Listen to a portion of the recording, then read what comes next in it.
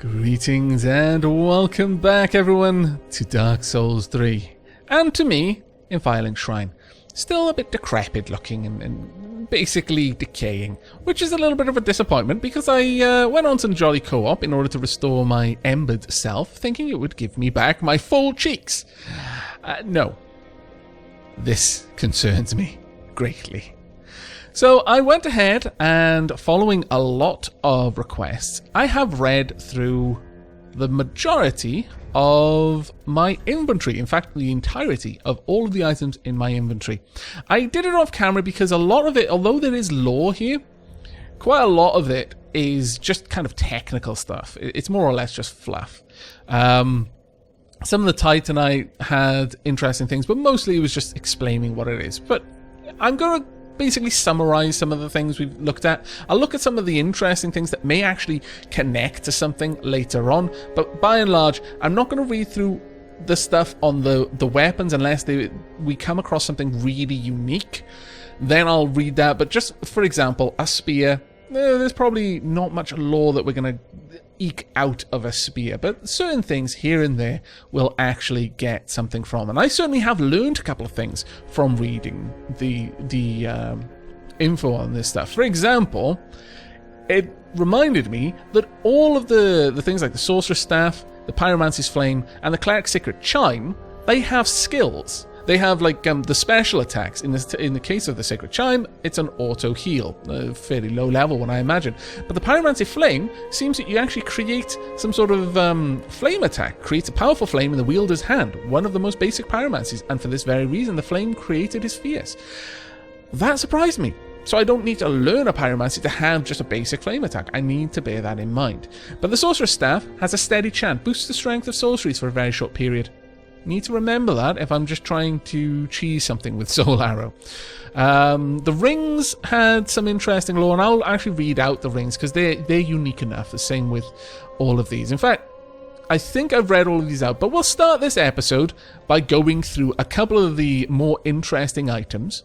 Then we're going to just go around and chat with a couple of more of the NPCs. And then maybe if we've got a little bit of time, do a bit of exploring towards the end, or just some jolly co-op, depending on how much time we have left. So you can consider this one more or less an optional episode. I'm probably not going to make much progress if I make any at all. So you can safely skip to the end if you're not interested in reading or hearing me read any of the item descriptions. Now, jumping into inventory, we'll start at the back because that, honestly, some of the better stuff was over here.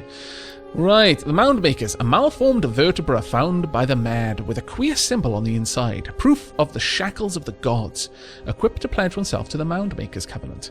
The Mound Makers wish only to add their mounds, or rather add to their mounds, becoming mad spirits whether summoned as cooperators or invaders.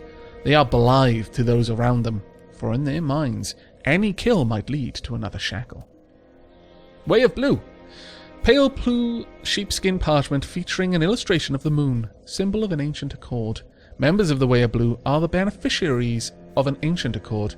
When a dark spirit threatens them, a blue spirit will grant them assistance and help to root out the invader. Summoning takes place automatically while this is equipped. An ancient talisman depicting a holy symbol bestowed upon the Warriors of Sunlight, equipped to pledge oneself to the Warrior of Sunlight Covenant. Warriors of Sunlight are brightly beaming cooperators who place their golden signatures to help those in need, for it is their true duty to deliver a great conquest to their summoner. As for the rings, the blue Tearstone ring is a ring set with a large rare Tearstone jewel, temporarily boosts damage absorption and HP when HP is low. The stone is said to be the tear of sorrow of the goddess Kytha, and of course, tears are always more beautiful near death. I'm not so sure about that. Tears are always beautiful. So grim. Ring depicted by a hand grasping a red stone, increases fire attack, but compromises damage absorption. An old fable in Londor claims that the lore of the clutch ring reaches out to the crestfallen, who might otherwise be overcome by despair. A Saint's Ring. A ring bestowed upon the Karim Saint. Allows attunement of additional spells. In Karim, the saints give voice to the ancient tales. They memorize countless cumbersome sacred books and read them in sonorous tones, a function for which they are widely renowned. The Bloodbite Ring, one of the bite rings native to Karim, increases bleed resistance. The crafting of these rings is forbidden, perhaps owing to the fear of malleable stone. Clerics, however, dabble freely in the art. Very well. Just basic bog standard arrows. We've got a little bit of stuff around. I've already read the Assassin's Trousers towards the beginning because I had a look at all of my gear. We've also got Deserter's Trousers. This musty, rusted hunk of metal befits one reduced to thievery. The Worker Trousers. Trousers worn by inhabitants of the undead settlement. Naturally, the ceremonial significance of such work is long forgotten. Indeed, no one could continue to entertain such horrors. A loincloth. The deprived only managed to rummage just enough cloth to protect their vital parts. Cleric trousers. Trousers worn by a cleric turned undead. Typical attire for a blue-robed traveller. It is said that they were entrusted with a duty, still its nature yet to be revealed. And the Lothric Knight leggings. Armour of the celebrated Lothric Knight, strong steel leggings, if a little scratched. The knight has served as one of the 3 pillars since ancient times and shares a place alongside the wyverns as a symbol of Lothric. Only those possessing a knight's resolve are fit to wear the garment. Now, for more or less all of these, they're the same. If it's like a Lothric Knight's gloves, it'll have more or less exactly the same lore description as the leggings, so on and so forth. But we've also got the Evangelist gloves. Gloves of an evangelist sent from the cathedral. These teachers, all women, came to enlighten inhabitants of the undead settlement and sent carriers on their path of sacrifice. I guess maybe the pilgrims were carriers, effectively. Master's gloves, terribly worn manchettes. Men are fond of weaving tales to explain the raggedness of their garb. My 6th sense warned me of danger, and I danced between flurries of blades unscathed. But alas, my clothes went to tatters. Of course it did. We've got work garb, assassin armor, cleric blue robe, master tired, work garb. Now, this one actually has a little bit more to it. They bore large covers on their backs to ensure that they would not become seed bearers for spreading darkness. Now, I'm not sure what that seed bearer thing is. Interesting, though. Pretty much all the same once again. I'm mostly these just talk about the design that's on them. Although this one's quite funny. Makeshift shield cobbled together from wooden planks provides minimal protection and at the cost of moderate humiliation. I just like that. I found that quite funny. The bizarre pattern featured on this shield is the mark of a mad god, revered as a god of war in remote regions. It is the war god wooden shield, not war god, or warg odd, as I pronounced it the first time. Now, the main thing to look at with the shields is obviously what skill they have, such as allowing a weapon skill to be used whilst the shield is used, or parrying while the shield is used. The Lothric Knights contend with dragons, and their shields are suitably high lightning absorption, befitting of Dragon Slayer's arms. Worth noting. Sacred chime for casting miracles of the gods. Chimes such as these are often given to clerics who become undead, equipped as a talisman or as a sacred chime to cast miracles. Miracles must be attuned to a bonfire, so I can find talismans as well. Okay, I'll bear that in mind. This is more or less just generic stuff, though. Yeah, there's nothing really going on there other than the mention of the Vinheim Dragon School. Oh, I've got no particular... Oh, excuse me. I do apologize. I hope that wasn't too loud. I'll have to cut that out. I've got no particular items that are like unique or have any particular lore to them, except the Uchikatana, but I don't even think that this is unique. It's just maybe this weapon is fairly uncommon. Though I did like the whip. A leather whip was never intended for use in combat, of little use against armor and tough scales, but quite formidable against enemies with exposed skin. That's just mean. It's just so mean. But the skills are interesting, such as this one. Perseverance. Cross arms in front of the body to temporarily boost poise. Damage reduced while activated. That's also true of the halberd. Assume an unflattering stance of prayer to temporarily boost poise. It's pretty cool.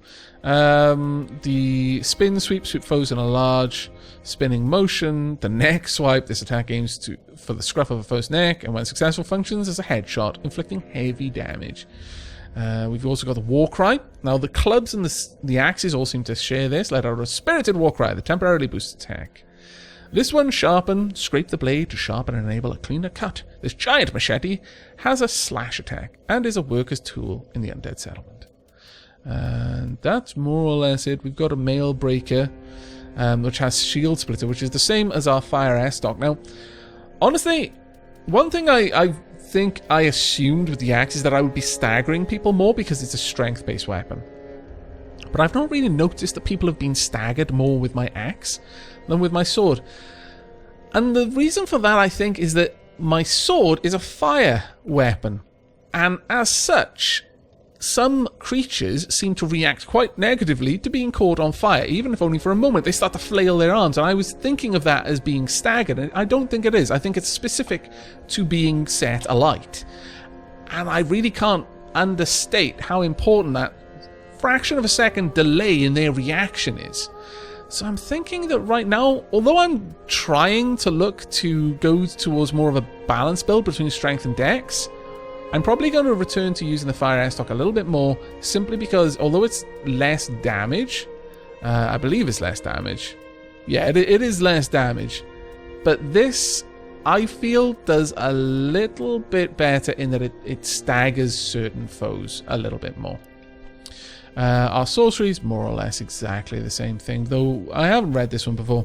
The power of the Sorcerer Swordsman of Vinheim is predicated upon this and magic shield. Many warriors learn sorcery just for this enchantment. Sorry, I had to reread predicated. It's not a word I'm familiar with. Now, our keys are interesting. We've got the cell key. A key to a cell holding thieves and the like. There is no shortage of brash thieves in Lothric, and these particular thieves likely scaled the wall from the undead settlement. But they are only willing to practice their thievery on the high wall, for their fear of Lothric Castle, rumoured to devour men, keeps them clear of its grounds. That is pretty interesting to me. The tower key? We still need to go there. Maybe in the end of this episode. The bell tower is a grave of firekeepers past. When a firekeeper has served her purpose, she is led to true darkness, where she enjoys a long-deserved sleep. When the high wall appeared, the path to the undead settlement was blocked, and messengers came bearing this banner. They were sent out with a duty, but had no way of returning. Mortician's ashes. Anne brought ash of the resident of the undead settlement, who made a living burying corpses. With this, the shrine handmaid will prepare a new item. Ooh, I need to give it to her. Dark Sigil. A black, gaping hole in the flesh that resembles the brand of the undead. Now, this was a little bit unsettling. The darkness of humanity seeps from this bottomless, pitch-black hole, the gap filled by the accumulation of the curse. This dark sigil will never heal, but there is a tale told of a firekeeper who returned from the abyss and brought great comfort to a bearer of the curse. Now, what curse they're referring to, I've no idea, but it's interesting, and I've got 3 of them. I'm not sure where I've been picking them up from, though. Well, I don't know. How many times have I spoken to that fellow who's been drawing out my power? I've got a sneaking suspicion it has actually been 3 times. Is this what I'm getting? Is he putting these dark sigils on me? Oh, Midna seems to want to come out of her cage. I will be right back. And I'm back. Sorry about that, everyone. Okay, right. Raw gems. Use infusion to create raw weapons. Raw weapons are easily wielded and have higher attack but lose scaling effects. Using the infusion to create refined weapons. A refined gem. Refined weapons are difficult to wield properly and scale effectively with strength and dexterity, which would possibly be good for me as I want to use both strength and dex and kind of rise them in a more balanced way. Titanite scale.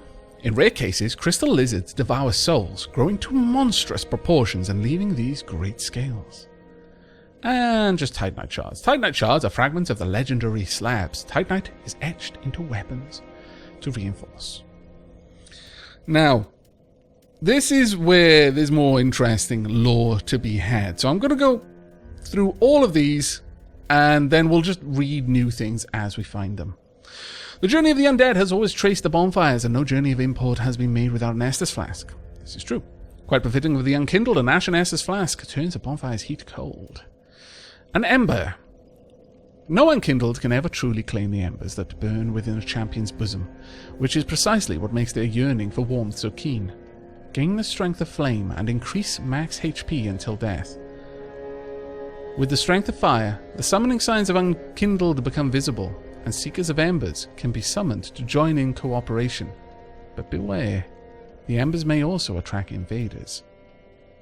Green Blossom updates stamina recovery. The Undead Legion of Farron are remembered for using this annual plant, normally found near clear water, to swing their mighty swords with abandon. We've got Repair Powder. Repairs equipped weapon and armor, as long as they haven't already been broken. We've got the various resins, just throwing knives, nothing particularly unique about them, or fire bombs, really.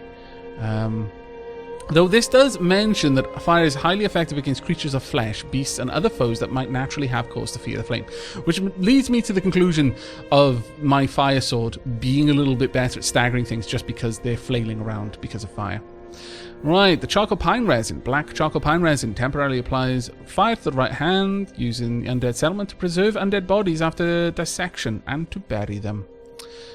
This pine bundle does not last long, but can be used in inventive ways, such as applying it in the middle of a series of blows.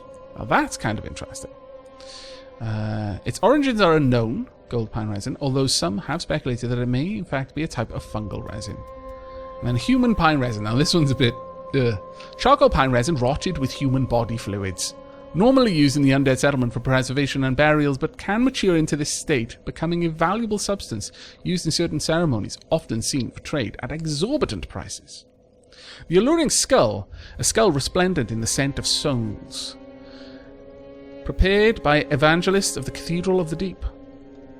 Throw to shatter, spreading souls, which attract enemies. Not effective for all foes. Now, this is something I lamented not using more in Dark Souls 1. I often, when watching my videos, would think, oh, that was a perfect place to have thrown a alluring skull. It would have helped me out so much. I'm going to try to remember to do that in this playthrough. Undead Hunter Charm. Used long ago by Lloyd's Cleric, Knights of their undead hunts. Although Allfather Lloyd is long forgotten by the Way of White, his hunts have lived on, and this charm allows one to challenge undead without fear of tenacious healing. Young White Branch. Little Dusk's first sorcerer's staff eventually became a seedling, and then 3 white birch saplings. The young branch is said to still contain echoes of Little Dusk's capriciousness. I like that word, capriciousness.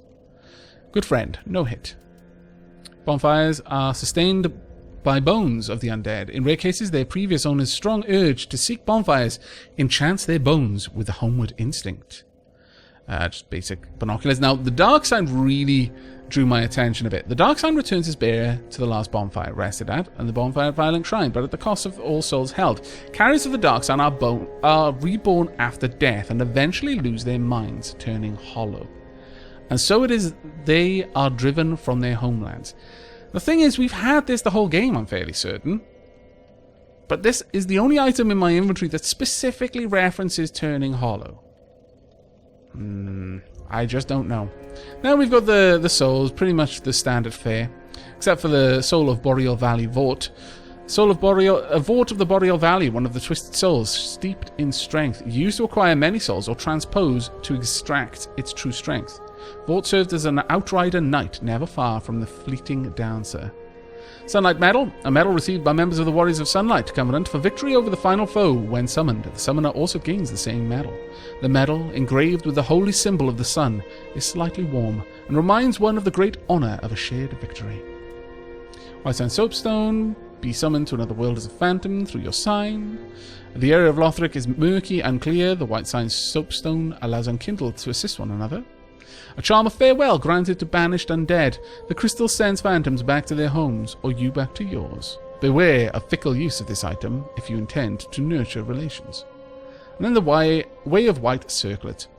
Restore the connection to other worlds. Those who engage in unjust deeds when in contact with other worlds will lose their connection to them. Way of White Circlets assume such sin as their own, but are found few and far between. Acting without honour will never be without risk. And there you have it. We've gone through all of the equipment that I currently have. And I'm probably not going to do that again for a while. I'll try and check out each new item as we go. But I have got something for you, Handmaiden of the Shrine. Ah, hello. Well met, Ashen One. Well met to you as well. How may I be of service? Well, As it happens, here's some umbral ash. Gracious, passing fine ash thou'st given. Let this ash bestow nourishment. You gonna eat it? I only hope these new wares content thee. Well, perhaps they will. Let us first talk. Ashen one, if my wares are not to thy satisfaction, bring me umbral ash. With ash, I'll fashion new wares. Very well. Is it not our sorry fate to sup on death?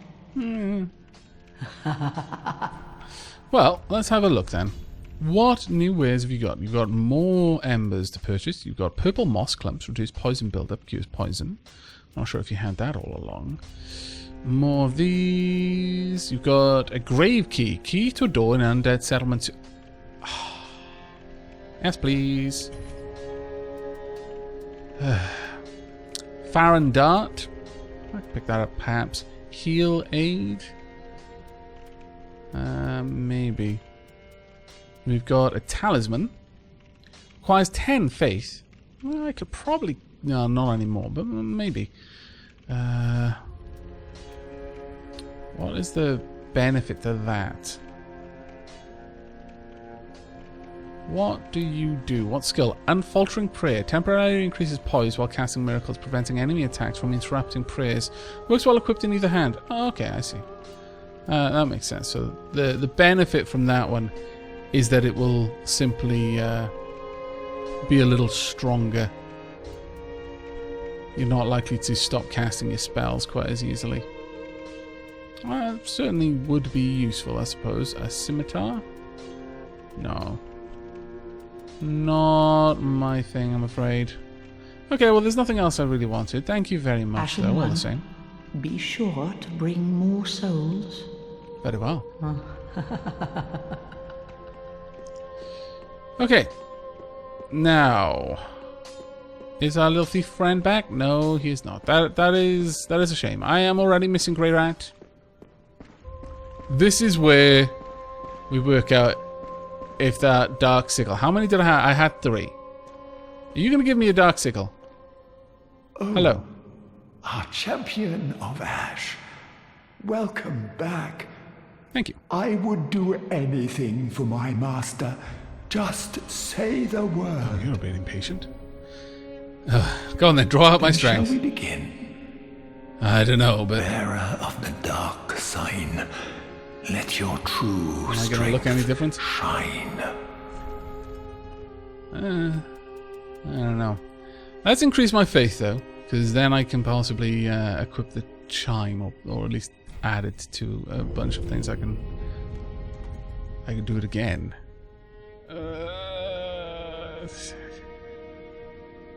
See, I know I should stop and I should check.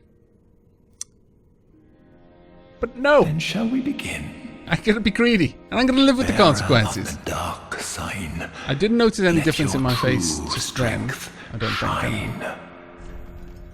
Alright. What am I going to go for now, though? I get much more health. Or I can start raising my strength a little by a little.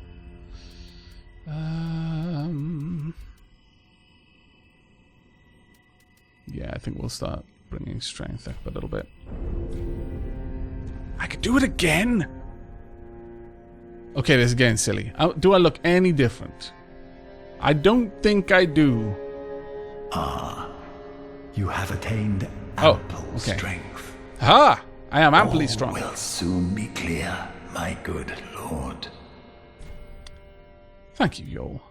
I think. I'm not sure. I think you may have doomed me. Cursed me, perhaps. But I forgive you. I've already got Soul Arrow, don't I? But I do not have this. I certainly don't have this. Reinforces the last shield with magic. But I just don't...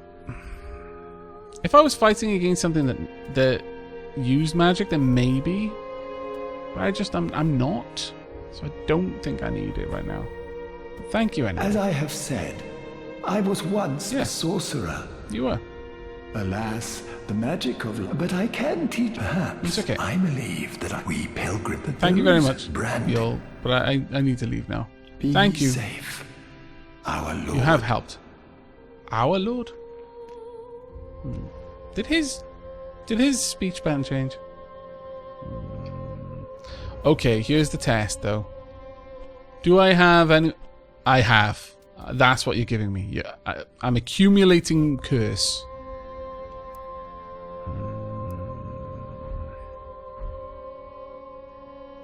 Now the question is, what does this curse?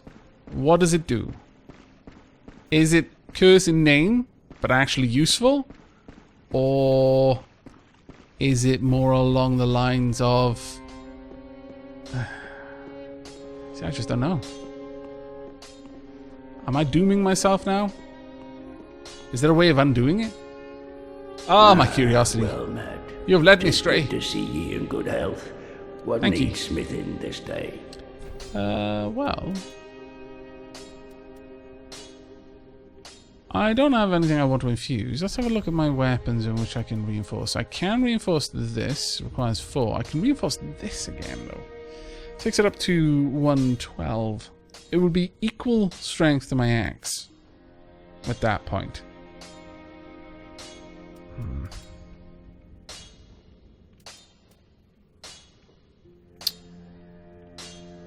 Or I can take that a little bit further. I just don't know. Oh, how much faith do I need for that? Oh, I need 14. Damn. Okay. It's a bit of a shame. I could increase that. I believe it... Moving my intelligence from B to A would actually help this. I've been told in terms of casting my sorceries. So I am going to do it. I'm going to make it a staff +1. But I'm not going to take it any further. I can't do that one now. I am tempted to rise that. I certainly am tempted. The bleeding effect is nice as well on this one. Maybe I should try that out on the boss. Certainly the Asylum Demon, the only way I defeated it in the end was through bleeding damage.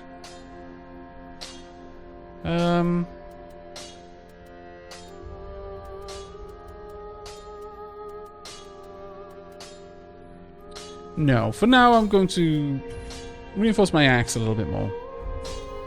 Okay, thank you very much, Andre. Be careful. I don't want to see my work squandered. Worry not. It won't be squandered. Thank you very much.